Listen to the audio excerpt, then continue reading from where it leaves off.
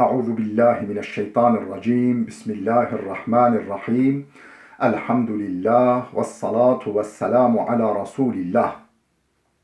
Değerli arkadaşlar, Muhammed Ali Es-Sabuni'nin Et-Tefsirul Vadihul Muyesser adlı eserinden Fatiha suresi ve Amme cüzü kısmının 68. dersini yapmak üzere birlikteyiz. Geçen dersimizde Mesed suresinin yani Tebbet Yeda Ebi Leheb suresinin tefsirini okuyorduk. Bitmemişti. Suremizin tefsiri bitmemişti. İkinci ayeti işliyorduk.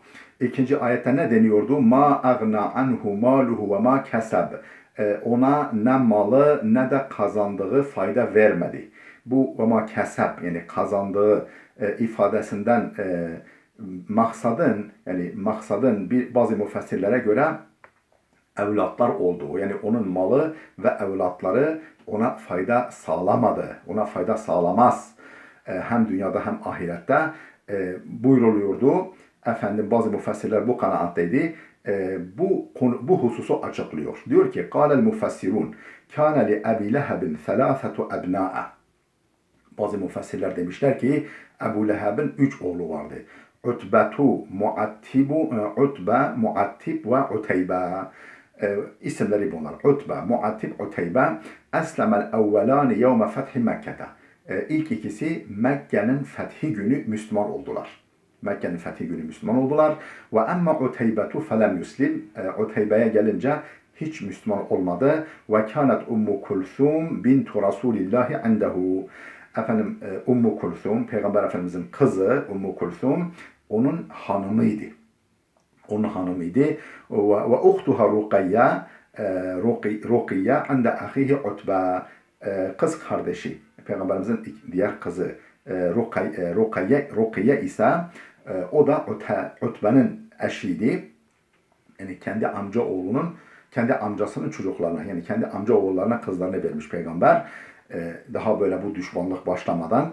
فَلَمَّا نَزَلَتِ السُّورَةُ فِي حَقِّ اَبِي لَهَبْ قَالَ اَبُوهُمَا. Bu sure Ebu Leheb hakkında inince babaları yani Ebu Leheb dedi ki: "Ra'si min ra'sikuma haramun. Ey la arakuma ve la ukellimukuma." Yani başım sizin başa karşı haram olsun. Bu bir deyimdir. Araplar bunu kullanırlar. Ne demek? Yani efendim bundan sonra ne sizi görürüm ne sizinle konuşurum. Sizi görmek, sizinle görüşmek ve sizinle konuşmak bana haram olsun. İn lem tutallika ibnetey Muhammedin. Muhammed'in 2 kızını boşamazsanız efendim sizinle görüşmek ve sizinle konuşmak bana haram olsun dediği babaları. Fatallakahuma. Onlar da Peygamberin 2 kızını da boşadılar. وَلَمَّا أَرَادَ الشَّقِيُّ عُتَيْبَةُ الْخُرُوجَ إِلَى الشَّامِ مَعَ أَبِيهِ. O bedbaht, o kötü ruhlu Uteybe, yani Ebu Leheb'in oğlu, Peygamberin sözde damadı, efendim babasıyla beraber Şam'a ticaret için çıkmayı düşününce, yani Şam'a gitmeye karar verince ticaret için قَالَ لَآتِيَنَّ مُحَمَّدًا فَلَاُوذِيَنَّهُ فِي نَفْسِهِ وَدِينِهِ. Dedi ki ben Muhammed'in yanına varacağım, efendim dini konusunda ve efendim canı konusunda, kendisi hakkında ve dini hakkında onu inciteceğim. Yani onu üzeceğim, onu ciddi bir şekilde üzeceğim dedi. فَأَتَهُ Peygamberin yanına geldi, kayınpederinin yanına geldi. فَقَالَ ya Muhammed inni kafirun bin necmi izâ hevâ. Ya Muhammed ve necmi izâ hevâ ma dalla sahibukum ama gava. Yani Necm suresi. Ben o sureyi inkar ediyorum. Yani ben senin sana geldiğini iddia ettiğin Kur'an'ı inkar ediyorum. Ve billezî dena fetedella. İzâ dena fetedella fekâne qâbe kavseyne ve ednâ. Yine Kur'an'dan bir ayet. Efendim ben onu da inkar ettim. Yani demek istiyor ki ben senin sana indiğini iddia ettiğin Kur'an'ı inkar ediyorum. Sonra basaka amamahu, sonra haşa Peygamberin önüne tükürdü. Ve tallaka ibnetehu Umme Kulthum. Efendim Peygamberin kızı efendim Ummu Kulsum'u boşadı Peygamberin yanında. Feda'a aleyhi Resulullah. Peygamber ona beddua etti ve şöyle dedi: Allahümme sallit aleyhi kelben min kilabik. Ya Rabbi köpeklerinden bir köpeği buna musallat eyle. Buna tebelleş, yani buna musallat eyle dedi. Fefterasehu'l esedu, o işte kervanla giderken Şam'a efendim gece vakti tam böyle kervanın tam ortasında bile istirahat ederken, yani orada konaklamışken tam ortada arslan geldi. Efendim sanki onu arıyormuş gibi buldu ve parçaladı. Fefterasehu'l esedu, arslan gelip, yani Allah'ın köpeklerinden bir köpek olan arslan gelip onu parçaladı. Ve heleke Ebu Leheb ba'de vak'ati Bedrin bi seb'i leyalin. Ebu Leheb'in kendisi de Bedir hadisesinden 7 gün sonra o da öldü. Bir salgın hastalığa yakalandı, bir bulaşıcı hastalığa yakalandı ve öldü. Bir maradın mu'din yusamma el-adasata. El-adase. Herhalde artık o günkü şartı çiçek hastalığını, başka böyle bulaşıcı bir hastalık, öldürücü bir salgın, o hastalığa, bulaşıcı hastalığa yakalandı ve baqiya 3 ayyamin la yaqrubuhu ahadun hatta entena. 3 gün, öldükten sonra 3 gün ortada kaldı. Kimse ona yanaşamadı. Bana da bulaşır diye. Efendim kokuşuncaya kadar, kokusu etrafa yayılıncaya kadar.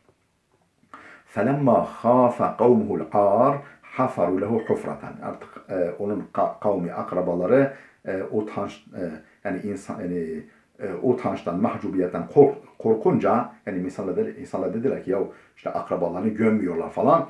Bunu demelerinden korkunca hemen yanında bir çukur kazdılar. وَدَفَعُوهُ اِلَيْهَا بِأَخْشَابٍ طَوِيلَةٍ غَلِيظًا. Efendim kalın ve uzun sırıklarla, değneklerle onu yuvarlaya çukura attılar. Hatta vaka'a fiha, o çukura düşünceye kadar iteklediler. ثُمَّ قَذَفُوا عَلَيْهِ الْحِجَارَةَ. Sonra uzaktan üzerine taş attılar. Hatta وَرُوهُ fiha. O çukura gömünceye kadar, çukurda kayboluncaya kadar. وَلَمْ يَحْمِلُهُ أَحَدٌ خَشْيَةَ الْعَدْوَى. Bulaşıcı hastalıktan dolayı kimse onu taşıyamadı bile. Yani orada efendim omuzuna alıp çukura, kabre taşıyamadı bile. فَهَلَكَ كَمَا أَخْبَرَ عَنْهُ الْقُرْآنُ الْكَرِيمِ. Efendim ve mâte şerre mîteten. Tıpkı Kur'an-ı Kerim'in haber verdiği gibi çok kötü bir şekilde öldü ve mâte şerre mîteten, ve çok kötü, efendim dramatik bir şekilde hayatını kaybetti. Seyasla naran zâte lehebin. Efendim ahirette de alevli bir ateşe girecektir o. Ey seyuhraku binarin hamiyetin şedidetin, yani kızgın ve şiddetli, zorlu bir ateşte yakılacaktır o adam. Zat iştialin ve tevakkudin azimin. Efendim böyle tutuşan, alevlenen ve büyük bir yangın şeklinde olan cehennemi tasvir ediyor. Orada yanacaktır. وَهِيَ نَارُ السَّعِيرِ. Bu kızgın cehennem ateşidir. وَاِنَّمَا قَالَ ذَاتَ لَهَبٍ. Peki niye seyasla naran zâte leheb? Yani Ebu Leheb, zâtu leheb. Niye zâtu leheb? Yani cehennemin başka vasıfları da var. Niye o vasıfları kullanmadı da zâtu leheb dedi ayet-i kerimede? لِلْتَنَاسُبِ بَيْنَهَا وَبَيْنَ كُنْيَةِ الشَّقِيِّ. Efendim bu ifadeyle, yani cehennemin bu özelliğiyle o bedbaht kişinin, yani Ebu Leheb'in künyesi arasında bir künyesi nedir? Ebu Leheb ya. Yani Ebu Leheb, Zâtul Leheb. Yani bir uyum olsun diye, onu çağrıştırsın diye. فَالنَّارُ ذَاتُ اللَّهَبِ لِلشَّقِيِّ الْفَاجِرِ الْخَاسِرِ Ebi Leheb. Yani Zâtul Leheb olan cehennem, yani alevli ateş olan cehennem kimin içindir? لِلشَّقِيِّ الْفَاجِرِ الْخَاسِرِ. O bedbaht, günahkar ve hüsrana uğramış Ebu Leheb içindir. Zâtul Leheb, Ebu Leheb içindir. Ve emra'atuhu hammâletel hatab. Efendim odun taşıyıcısı olan karısı da aynı akibete uğrayacaktır. Ey ve setedhulu ma'ahu naral cehim imra'atuhul avra'u ummu cemil. Yani o kızgın cehennem ateşine onunla beraber girecek. Efendim o şaşı gözlü karısı da kimdir? Ummu cemil. Vel evla en tusamma ummu kabih. Aslında lakabı, yani künyesi Ummu Cemil'dir ama aslında Ummu Kabih ismine layık, yani efendim çirkinin annesi. Yani iyinin annesi değil, cemil güzel demek, iyi demek. Efendim cemilin annesi değil, çirkinin annesi. Umul kabih. Kabihin annesi demeye layık olan bu kadın da tıpkı kocası gibi cehenneme girecektir. Hammaletel hatab, yani odun taşıyıcısı. Ey elleti kânet tahmilu huzmeten mineşşevki vel hasek فَتَنْثُرُهَا بِالْلَيْلِ فِي طَرِيقِ النَّبِيِّ لِإِذَائِهِ. Ne demek odun taşıyıcısı? Ey, yani o kadın ki kânet tahmilu huzmeten mineşşevki vel hasek, efendim çalılıklardan, efendim dikenlerden, efendim balyeler, hüzmeler, balyeler taşıyordu. فَتَنْثُرُهَا بِالْلَيْلِ فِي طَرِيقِ النَّبِيِّ. Geceleyin peygamberin yoluna onu serpiyordu, dağıtıyordu. لِإِذَائِهِ. Peygamber ayağı ona takılsın, peygamber rahatsız olsun diye. Fakat kânet habîfeten misle zevciha. Tıpkı kocası gibi habis, kötü ruhlu bir kadındı. Kema kâle subhanehu, tıpkı Cenab-ı Hakk'ın şöyle buyurduğu gibi: El-habîthâtu lil-habîthîne vel-habîthûne lil-habîthât. Yani pis, kötü insanlar, kötü kadınlar, kötü erkekler içindir. Kötü erkekler de kötü kadınlara yakışır, layıktır. Ona birbirini bulmuşlar. Tencere yuvarlanmış, kapağını bulmuş. Ve te'vilul ayeti bihâdet te'vil yekûnu alel hakika. Yani bu işte odun taşıyıcısı ifadesi bu yoruma göre hakiki manadadır. Yani gerçek manada odun taşıyor. Yani çalı, çırpı, diken taşıyor. Bu manada bu hammalet-i hatab gerçek anlamındadır bu yoruma göre. Ve kâle İbn Abbas ve Mücahid, ama İbn Abbas ve Mücahid demişler ki hammalet-el hatab kânet temşi bin nemîmeti beynen nâs ve tuqidu beynehum nârel bağdâi vel adâveti. Kânet, bu Ummu Cemil denilen kadın, Ebu Leheb'in karısı, kânet temşi bin nemîmeti beynen nas. İnsanlar arasında dedikoduyla gidip gelirdi. Yani kovuculuk yapardı, fesatçılık yapardı, söz götürüp getirirdi. Ve tuqidu beynehum nârel bağdâi vel adâe vel adâveti. İnsanlar arasında düşmanlık ve adavet ateşini yakardı. Yani o dedikodusu bir bakıma sanki yangına körükle gider gibi, ateşe odunla gider gibi oluyordu. فَيَكُونُ هَذَا الْقَوْلُ مِنْ بَابِ الْاِسْتِعَارَةِ وَالتَّمْثِيلِ. Bu yoruma göre hammaletul hatab gerçek manada odun taşıyan değil, fesatçılık yapan. Bu manada ayette ne vardır? İstiare ve temsil vardır. مَثَّلَ لِلْفِتْنَةِ بَيْنَ بِمَنْ يَضَعُ الْحَطَبَ فِي النَّارِ لِإِضْرَامِهَا. مَثَّلَ لِلْفِتْنَةِ بِمَنْ يَضَعُ. Yani fitne neye benzetmiş? Fitneyi Allah neye benzetmiş burada? Bimen yada'ul hataba fin nari li idramiha. Ateşi daha bir harlandırmak için, daha bir tutuşturmak için ateşe odun koymaya benzetmiş. Kema kâle şair, nitekim şair de şöyle demiş: ve lem yemşi beynen nasi bil hatabir ratbi. Yani birini överken o insanlar arasında yaş odunla gidip gelmezdi. Yani fesatçılık yapmazdı anlamında. Yani fesatçılığı Araplar ne ile ifade ediyorlardı? Odun taşıyıcılıkla. Yani burada bile yaş odun olunca daha bir dumanı oluyor, daha bir rahatsız edici oluyor. Ey lem yemşi bin nemimeti, yani kovuculuk, fesatçılık yapmazdı diye, yani birisi hakkında böyle söylüyor şair. Fi cidiha hablun min mesed, boynunda hurma lifinden bir ip bulunur. Yani bu dünyada da böyle, yani o odunları taşırken böyle taşıyor, o çalıyı, çırpıyı, dikeni taşırken böyle taşıyor. Cehennemde de bu şekilde azap görecektir. El-cidu el-unuku fi cidiha. Oradaki cid kelimesi boyun demektir. Vel-mesedu eşşevku. Mesed, habl min mesed, o mesed de diken demektir. Ey fi unuqiha hablun min şevkin velifin tuazzabu bihi yevmel kıyameh. Yani boynunda dikenlerden, dikenli bir hurma lifinden ip geçirilecek. Kıyamet günü bu şekilde azap edilecek. Livad'iha şevke fi tariqir Rasuli sallallahu aleyhi ve selleme. Çünkü peygamberin yoluna o diken koyuyordu. Yani her suçun cezası da kendi türünden olur hesabı. Bu şekilde ceza görecek.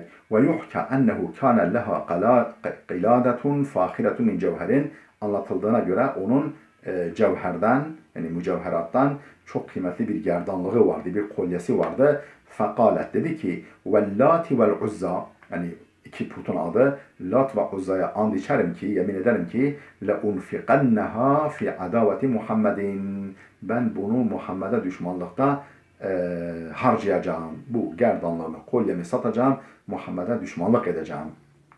Yani insanları ona karşı kışkırtacağım. فَاَعْقَبَهَا اللّٰهُ حَبْلًا فِي عُنُوقِهَا مِنْ مَسَدِ cehennem.